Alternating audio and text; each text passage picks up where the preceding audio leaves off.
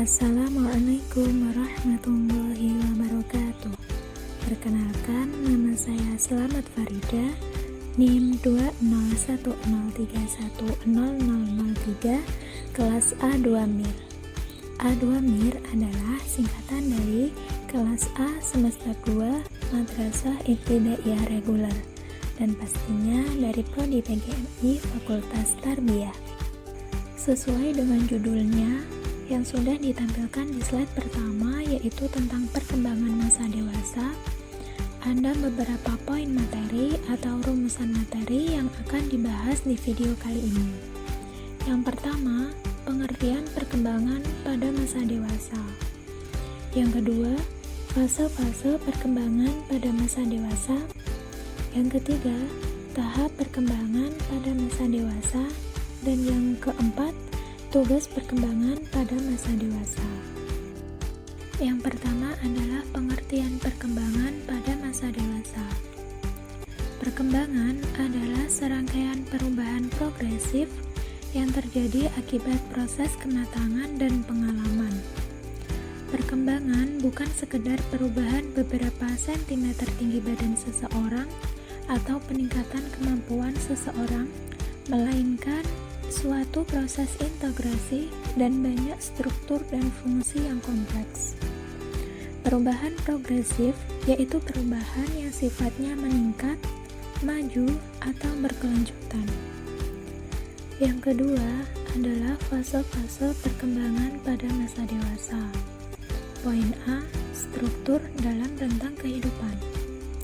Kebiasaan ini berjalan tetap, juga karena pembagian dalam fase memenuhi kebutuhan didaktis tertentu, yaitu dapat membuat uraian lebih mudah dimengerti. Poin B, dua jenis teori pertahapan. Ada dua jenis teori pertahapan, yaitu teori Erikson dan teori Levinson.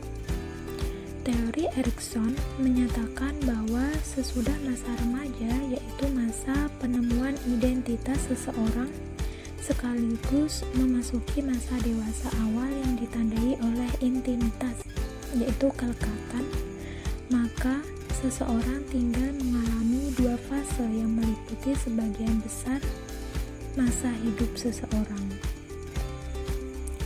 Yang kedua, teori Levinson. Teori Levinson yaitu mempelajari fase-fase hidup manusia yang lebih bertuju pada siklus hidup seseorang. Yang ketiga adalah tahapan perkembangan pada masa dewasa. Poin A, perkembangan dewasa dini, yaitu usia 18-40 tahun. Yang pertama, perkembangan fisik, ditandai dengan berkurangnya tingkat metabolisme dan menurunnya kekuatan otot-otot. Yang kedua, perkembangan kognitif, yang dipengaruhi dari perkembangan kognitif yaitu kecerdasan dan kemampuan memproses, pendidikan, pekerjaan, dan kesehatan. Yang ketiga, perkembangan psikis dan intelektual. Yang dipengaruhi dari perkembangan ini adalah penyakit, kecemasan, atau depresi. Selanjutnya, masih di perkembangan dewasa dini. Yang keempat yaitu perkembangan emosional. Seiring dengan bertambahnya usia yang semakin tua, dikatakan semakin tua karena usianya semakin bertambah, semakin sulit juga melakukan penyelesaian suatu masalah. Dan yang kelima, terjadi perubahan dalam peran di masyarakat. Selanjutnya, poin B, perkembangan masa dewasa madya. Masa dewasa madya itu ada dua kategori. Yang pertama, usia madya. Usia madya yaitu 35 tahun sampai 50 tahun. Yang kedua, usia madya lanjut yaitu usia 51 sampai 60 tahun.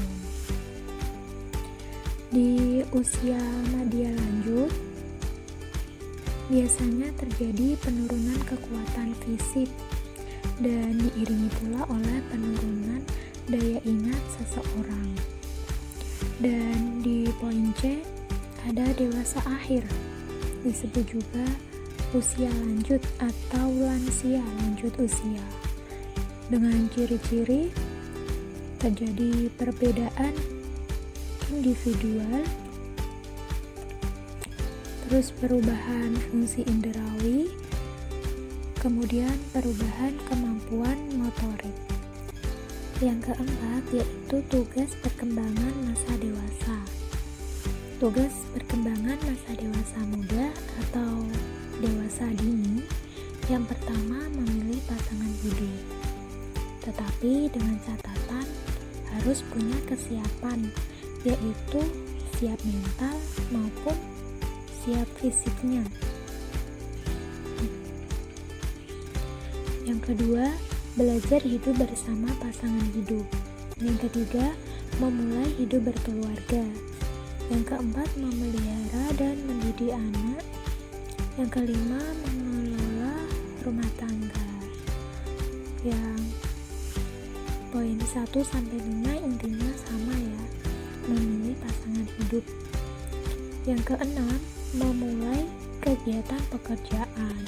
Nah, di masa dewasa ini kita harus mulai mandiri, tidak selalu bergantung kepada orang tua kita.